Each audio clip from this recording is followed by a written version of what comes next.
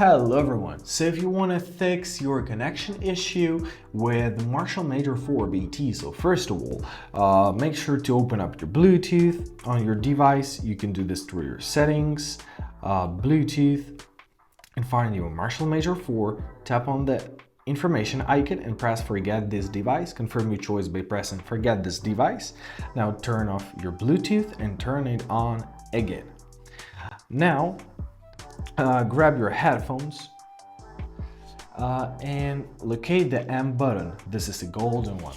Now if we're gonna hold it, it will turn on.